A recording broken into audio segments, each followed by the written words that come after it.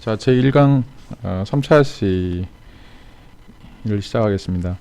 자, 우리가 지난 시간에는 그 6가지 사랑의 개념들 중에서 에로스와 필리아에 대해서 이야기를 했습니다. 오늘 세 번째로는 이제 그 루두스에 대해서 이야기를 해보도록 하겠습니다.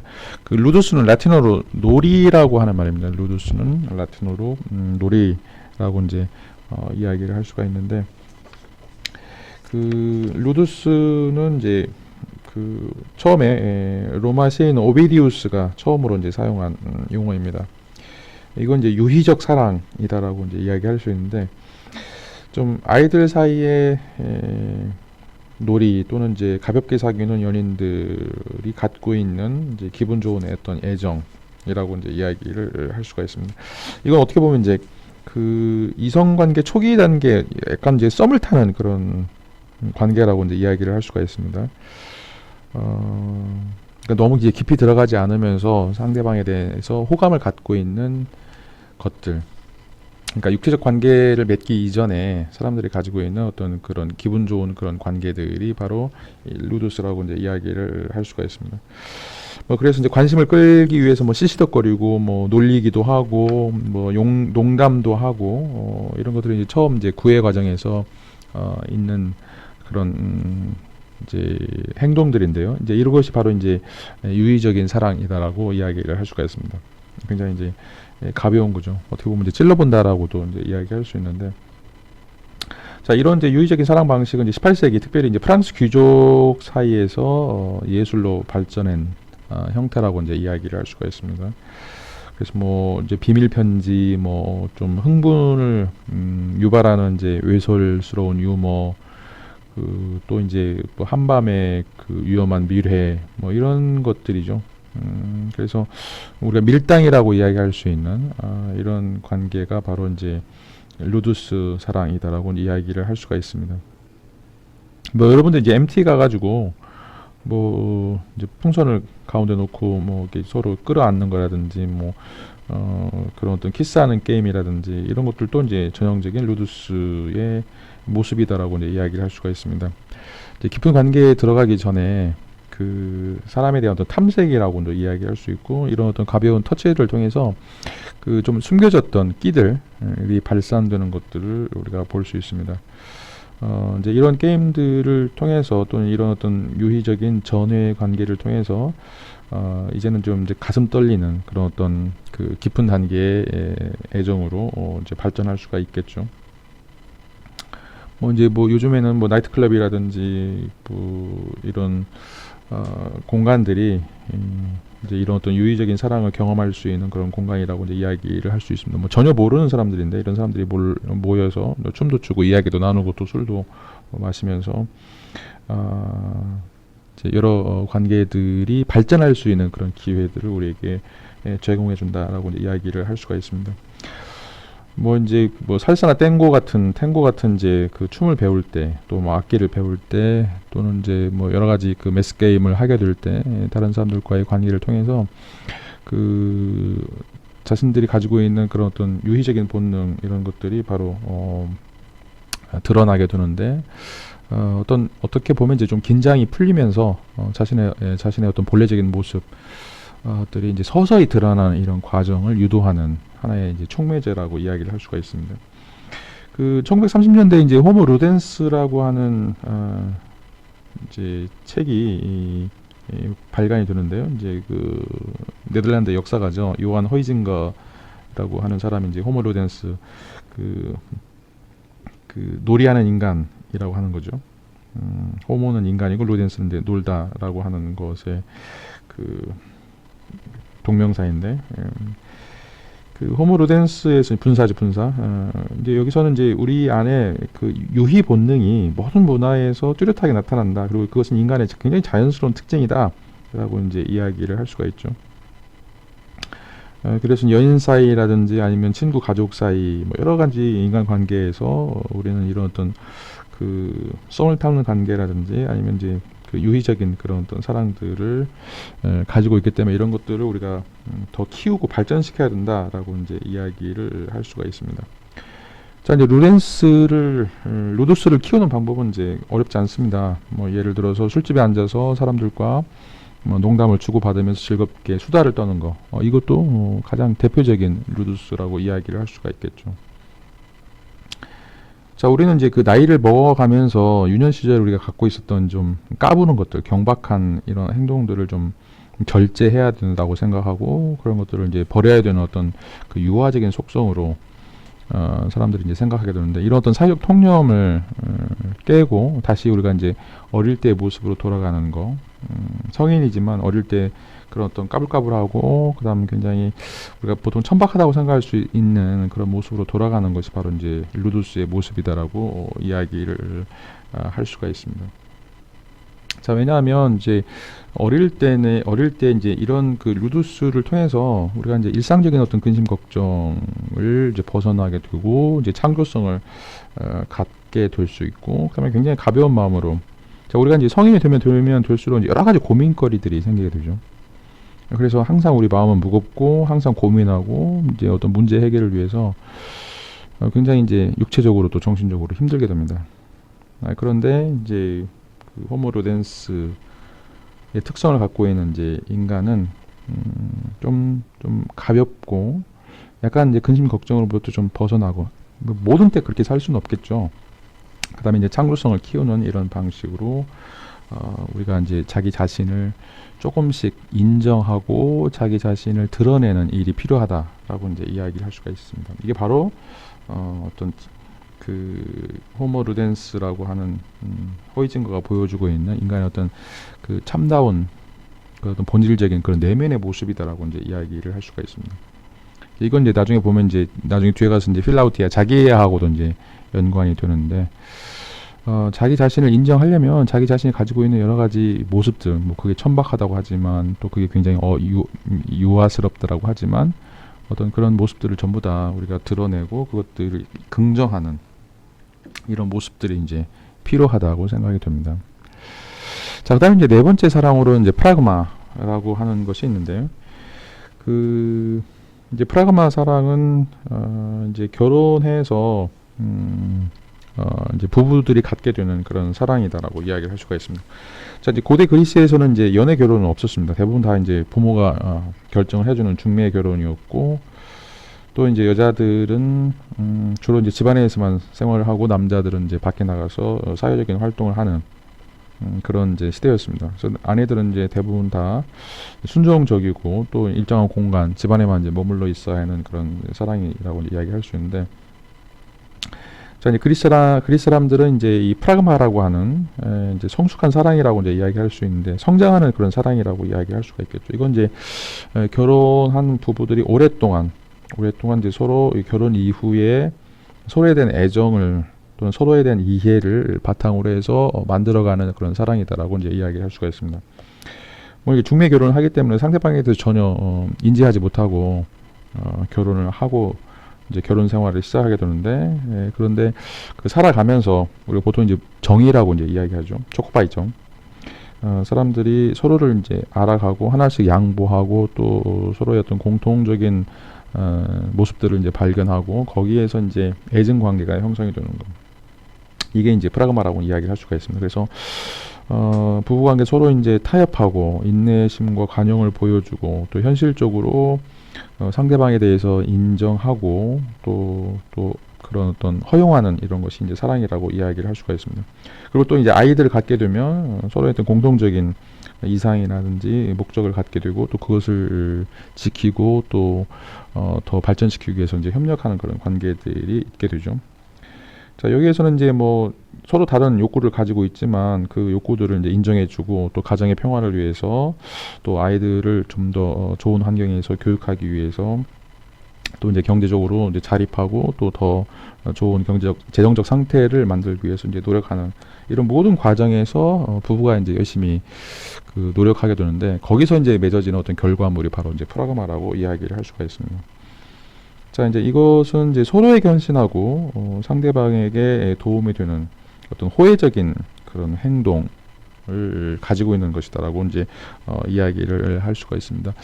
그 앞에서 이제 필리아도 처음 관계를 설명하면서 사업적인 관계, 정치적인 어떤 동맹, 이것이 이제 필리아의 출발점이라고 이야기를 할 수 있는데, 이 필리아하고 이제 프라그마하고 좀 다른 점은 그 안에 이제 헌신이 들어가 있다는 거죠. 처음에는 뭐 전혀 이익과 관련이 없지만 그 과정에서 이제 서로의 이익을 위해서 서로 헌신하고 서로 인정하는 이런 어떤 과정. 그래서 서로가 이제 그 호혜적인 그런 방식으로 관계를 정립하는 것이 바로 이 프라그마라고 이제 이야기를 할 수가 있습니다.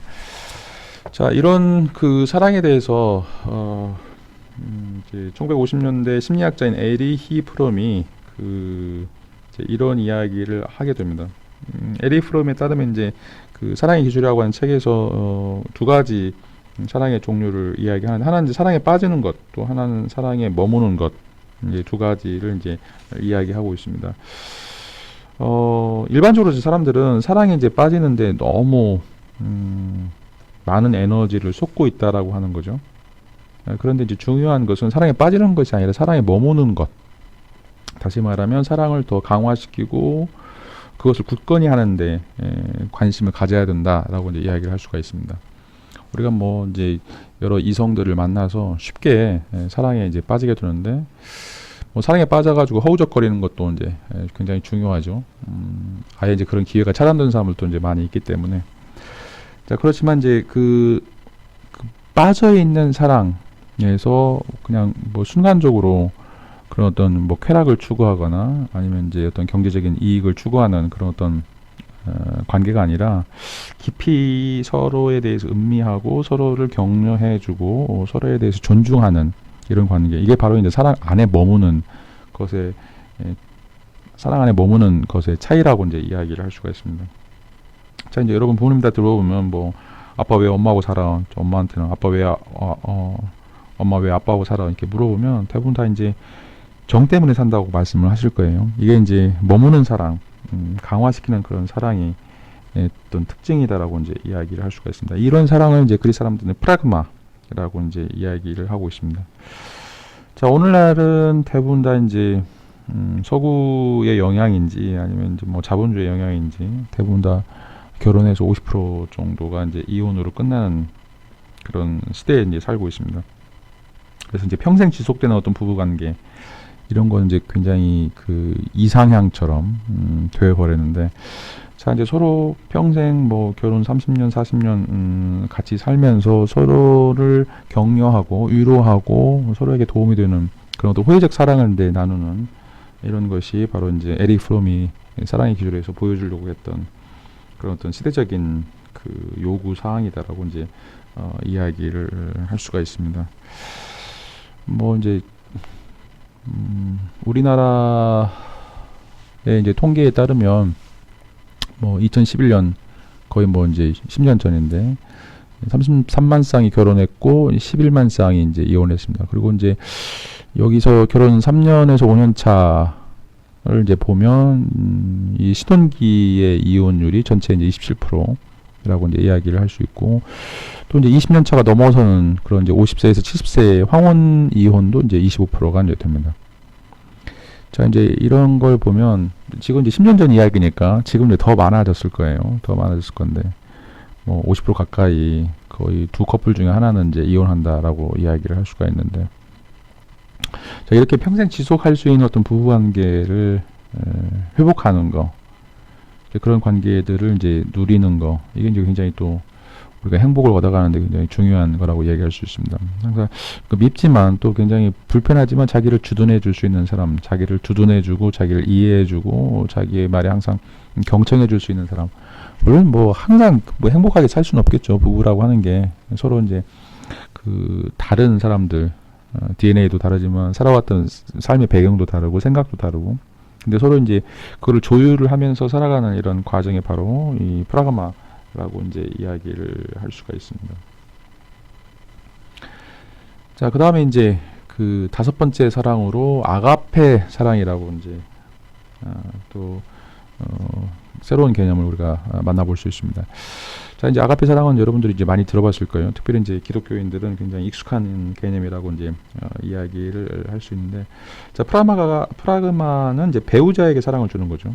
자, 그건 이제 아가페는 이제 똑같이 그 이타적인 사랑인데 훨씬 더 근본적이고 이상적인 사랑이다라고 이제 이야기를 할 수가 있습니다. 왜냐하면 이 아가페는 대상을 한정하지 않는다는 거죠. 그러니까 내가 사랑해야 될 사람을 제한하지 않는다는 거죠. 자, 그래서 이제 아가페의 사랑의 대상은 뭐 가족이 됐든지 간에 뭐 다시 다른 국가의 사람이든지 아니면 이방이든지 뭐 모든 인간 아니면 자연이라든지 아니면 이제 온 우주가 이제 될 수 있는 거죠. 모든 존재하는 것에 대한 어떤 사랑이 바로 이제 이 아가페 사랑이다라고 이야기를 할 수가 있습니다. 그리고 이제 이 아가페 사랑은 이제 앞에서 이제 프라그마 같은 경우는 호의적 사랑이 서로 이제 뭔가 이익이 나눠져야 돼요.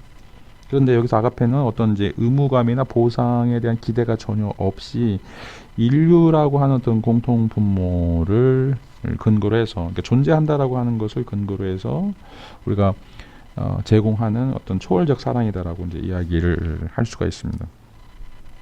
의무감이나 보상이 아닌 거죠. 부모가 자식을 사랑하는 것도 이제 어떤 의무감이라고 이야기할 수 있겠고, 그다음에 이제 그 프라그마도 그렇고 필리아도 그렇고 어떤 보상을 기대할 수 있는 게 있습니다. 인간이기 때문에, 내가 아니기 때문에 이제 타인이기 때문에 어떤 보상을 기대할 수 있는 거죠.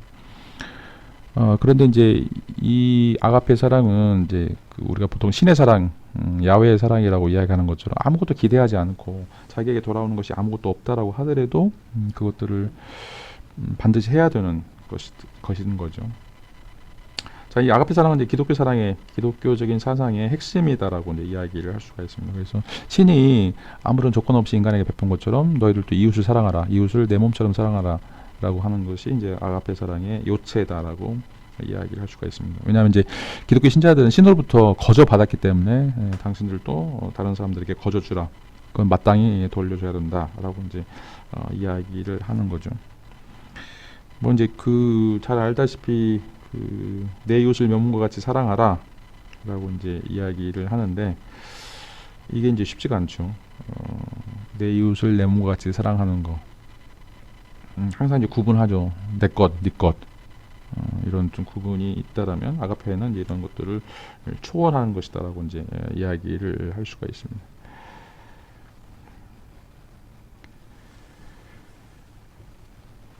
자, 그 아가페 사랑을 이제 실천하는 사람들 중에 뭐 하나일 수 있는데 국경 없는 의사회 또 이제 뭐 여러분 이제 들어서 아실 텐데.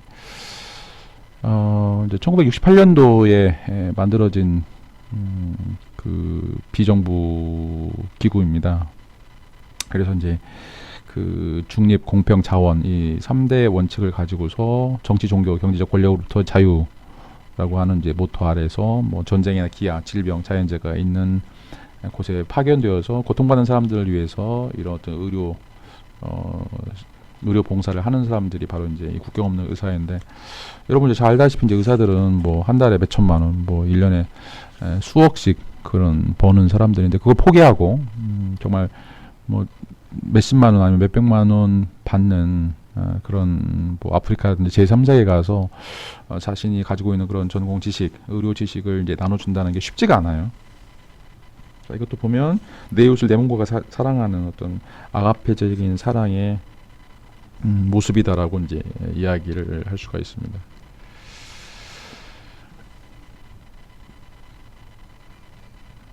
자, 우리가 거저 받았으니까 거저 돌려줘야 된다는 거죠. 자, 이 아가페적인 사랑을 이제 카리타스라고 이제 라틴어로 번역을 하는데, 이 카리타스는 이제 영어 이제 체리티라고 하는 말과 같습니다. 그걸 이제 번역할 수 있는데, 이 자선이라고 하는 게 이제 베푸는 거죠. 자신이 갖고 있는 재산들을 베푸는 것들인데, 뭐 그것을 이제 뭐 이자 노름을 하거나 아니면 내가 이제 이거 100만 원 줬으니까 나한테 200만 원 달라 이런 것이 아니라 그냥 무조건적으로 주는 게 바로 이제 체리티죠, 자선이죠. 여러분 이제 뭐 12월 달에 그 구세군 냄비에 돈을 넣는 것도 마찬가지죠. 뭐 돈 넣어서 여러분들이 뭐 세금 공제를 받는 것도 아니고 그거를 여러분들이 환불 받는 것도 아니죠. 그럼에도 불구하고 여러분들이 눈에 보이지 않는 그런 어떤 다른 사람들을 위해서 이런 어떤 자선 활동을 하게 되는데 이게 이제 기독교적인 사랑 또는 이제 그 아가페적인 사랑이다라고 이야기를 할 수가 있습니다. 그래서 아가페라고 하는 것은 베푸는 선물이다. 베푸는 선물로서 사랑이다. 이건 이제 필요에 의한 사랑과는 다른 거죠. 내가 뭔가 이렇게 함으로써 나한테 돌아올 어떤 호혜적인 이익 때문에 하는 그런 사랑과는 다른 것이다라고 이야기할 수 있습니다. 다른 사랑들 뭐 앞에서 얘기했던 프라그마도 그렇고 필리아도 그렇고 에로스도 그렇고 다 필요에 의한 사랑이죠. 나의 욕구를 만족시키기 위해서 아니면 내게 돌아올 어떤 이익을 위해서 하는 사랑이라면 아가페는 철저하게 자신을 부정하는 그런 사랑이다라고 이제 이야기를 할 수 있습니다. 왜냐하면 우리가 돌려줘야 하는 거기 때문이죠. 신으로부터 거저받았으니까 돌려줘야 된다라고 이제 이야기를 할 수가 있습니다.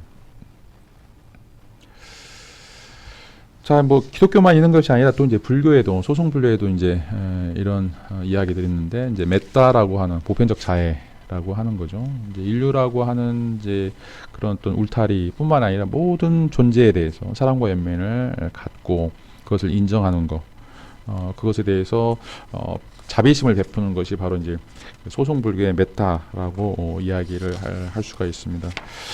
자, 이제 이런 것 중에 대표 중에 하나가 이제 우리가 보살님이라고 하는 관세음 보살인데, 관세음이라고 하는 말은 이제 그 세상의 모든 소리를 살펴본다라고 하는 거죠. 또 세상의 모든 것들을 이제 관조해서 보살핀다라고 이제 이야기할 수 있는데, 여기 이제 그 동상에도 보면 손이 엄청 많아요. 이 보살들은, 관세음 보살들은.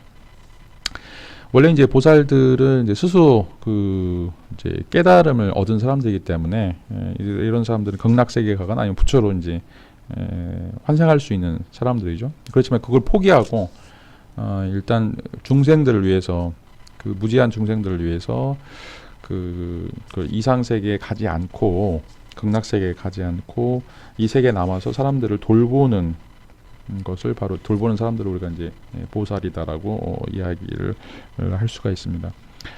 그러니까 자기 자신을 철저하게 희생하는 거죠. 자기 자신을 이제 철저하게 희생하는 것이다라고 이제 이야기를 할 수 있는데, 자, 이제 왜 이런 이제 아가페가 중요한가? 이 아가페가 이제 중요한 이유는, 우리는 이제 앞에서 다른 사랑들은 다 사랑을 받고자 하는 욕구가 강한 거예요. 사랑을 받고자 하는 욕구가 이제 강한 건데, 이 아가페 사랑은 거꾸로 사랑을 받고자 하는 욕구가 아니라 사랑을 주고자 하는 욕구로 우리의 욕구들을 방향 전환시킨다라고 이제 이야기를 할 수가 있습니다. 자, 그런 의미에서 사랑을 받고자 하는 그런 욕구의 균형을 잡아주고 그 다른 사람들을 배려하는 그런 방식으로 사고할 수 있도록 이런 것이 바로 이제 그 아가페 사랑의 큰 힘이다라고 이야기를 할 수가 있습니다. 자, 이제 이 아가페 사랑을 실천함으로써 우리에게 지금까지 주어져 있던 사랑을 받고자 하는 그런 욕구들이 이제 역으로 후진할 수 있도록 해주는 거죠. 그런 과정을 통해서 인간이 좀 더 성숙해지고 삶을 긍정할 수 있는 그런 어떤 과정으로 나아갈 수 있게 해줄 수 있습니다. 자, 그 다음에 이제 그 여섯 번째 마지막으로 이제 필아우티아라고 하는 이 자기 긍정 또는 이제 자기애다라고 이야기를 할 수가 있습니다. 자, 이제 우리가 자기 자신을 어떻게 바라볼 것인가, 긍정적으로 바라볼 것인가 또는 부정적으로 바라볼 것인가에 따라서 자기 자신에 대한 인식, 또 자기 자신에 대한 인정, 이런 것들이 이제 큰 차이가 이제 있을 수 있습니다. 우리가 이제 멀리 해야 될 것은 부정적인 자기애다라고 이제 이야기할 수 있는데, 이것은 자기에게 주어진 어떤 공평한 몫을 넘어서 쾌락이나 부나 명예를 얻으려고 하는 어떤 이기적인 욕망, 이 부정적인 자기애다라고 이제 이야기를 하는 거죠. 그러니까 자기에게 주어진 것 이상을 얻으려고 계속 노력하고 분투하기 때문에 거기서 이제 이루어지는 그런 이제 절망감들이 바로 이제 부정적 자기애라고 이제 이야기를 할 수 있어요. 자기가 이제 그 살고 있는 삶의 세계에서 그것과는 이제 너무 다른 것들을 추구하려고 하면서 겪게 되는 그런 그 부정적인 감정들이죠. 이제 그 가장 대표적인 게 바로 이제 나르키소스에서 나오는 이제 신화인데, 이 나르키소스는 이제 굉장히 미남이었죠. 미소녀였어요. 굉장히 잘생긴 사람인데 이제 길을 지나가다가 연못에 비친 자기의 모습을 보면서 그 연못에 비친 자신의 모습을 사랑하게 되죠. 자기 자신인지 모르게 되고, 그래서 그곳을 떠나지 못하고 끝내는 이제 굶어 죽는다는 이제 이런 어떤 비극적인 결말을 이제 맞게 되는데, 자기도 굉장히 그 아름다운 사람임에도 불구하고 자기보다 더 아름답다라고 하는, 자기보다 조금 더 이것들을 이제 추구하다가 실제로는 이제 그 죽음을 맞게 되는 것이다라고 이제 이야기를 할 수가 있습니다. 그래서 이제 그 16세기 프랑스 신학자인 이제 존 칼빈 선생은 이제 자기가 패스트라고 이제 얘기하는 흑사병이다. 그래서 이건 이제 무시무시한 전염병이기 때문에 이것 때문에 인간은 이제 멸망할 수밖에 없다라고 이제 이야기를 하고 있죠. 프로이트 같은 경우에도 자기애라고 하는 것은 성욕을 자기 자신에게 돌린 결과 타인을 사랑하지 못하게 하는 어떤 굉장히 건강하지 못한 방식이다라고 이야기를 하고 있습니다. 그러니까 자기에게 주어진 것 이상, 그러니까 자기 자신을 긍정하지 못하고 자기에게 자꾸 없는 걸 찾는 거예요. 자기에게 자꾸 없는 걸 찾으면서 거기서 이제 등장하는 좀 부정적인 자기애, 그러니까 바로 이런 어떤 잘못된 형태의 자기애다라고 이야기할 수 있는데, 그것과는 달리 이제 긍정적인 자기애를 우리가 살펴볼 필요가 있습니다.